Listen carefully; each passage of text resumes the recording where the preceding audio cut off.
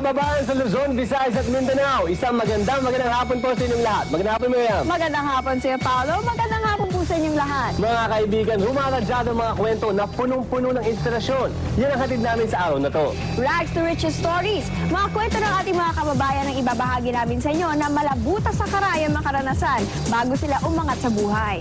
Kaya tutok lang at walang iwanan sa programang panghapon na tunay na #1. Ako po si Paolo Bediones. At ako naman si Miriam Kiambao at ito pa rin ang mas pinaganda at mas pinatibay na Extra! Extra!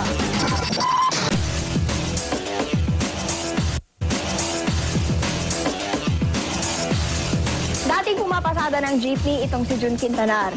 Samantalang factory worker naman ang kanyang asawang si Glo. Ngunit sa pagpiit ng kapalaran, bumaliktad ang uri ng kanyang pamumuhay. Nahali ngayon ang kanyang pamilya sa mga may sinabi sa lipunan. At kung dati si June ay taga-maneho, ngayon isang kolektor na siya ng imported cars. Panoorin natin itong driver noon, kolektor ngayon. Simple lang ang buhay noon ng magnobyong June at Gloria. Mga magsasaka lamang ang mga magulang ni Gloria habang isang maliit na karinderya ang negosyo ng pamilya ni June.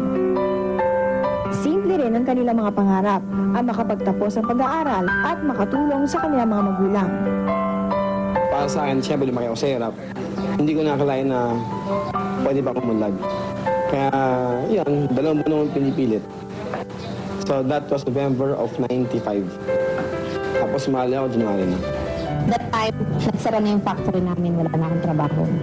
Taong 1995, si June ay pumasada sa rutang Pasig-Quiapo, habang si Gloria ay nagtatrabaho sa isang pabrika.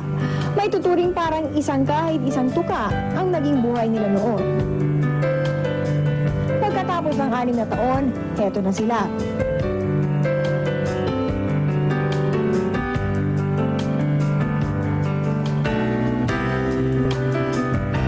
Ba naman ang mag-aakala ng isang dating jeepney driver noon ay magmamaneho na ngayon ng isang bagong-bagong Ferrari.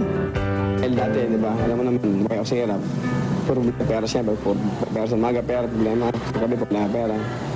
And benefit siyempre yung mga kotse, no? Bahay at lupa, nag-gain ako ng knowledge, no? Na-improve yung personality ko. Dahil dati isa lang ko, kwentong barbero lang eh. Tapos ngayon, nakakakat na ako sa mga iba't ibang tao. I was able to gain control of my life and my time.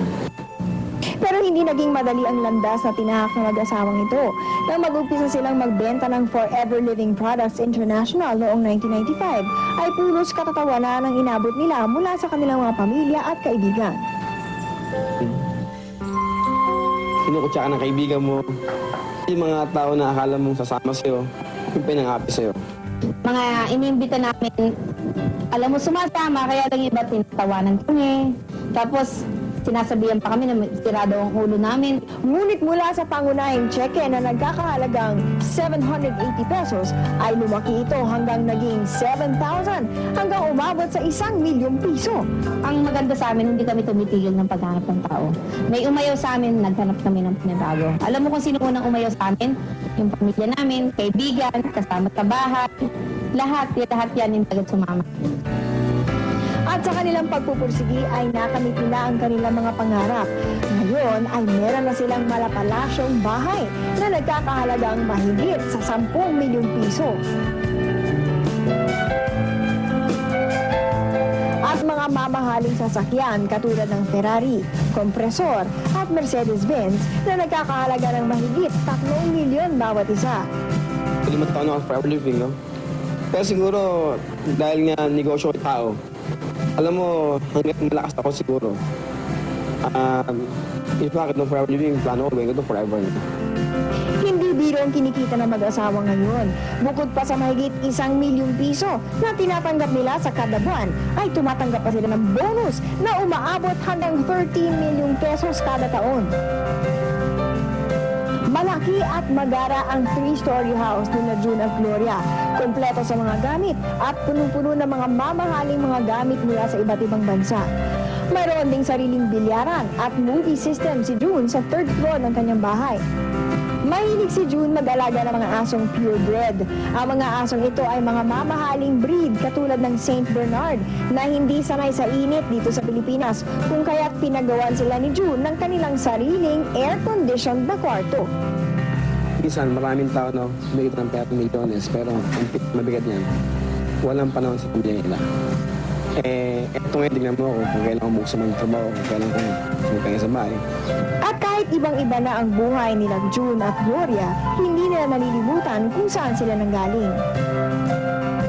Kasi ayaw namin na kami lang ang makatikim ng ganitong blessing. Gusto namin lahat makasali dito. Mas lalo pang pinagtibay ang kanilang pagsasama dahil sa kanilang nag-iisang anak na si Fiona Glorian. Higit sa lahat, hindi nila makakalimutan ang mga taong tumulong sa kanila.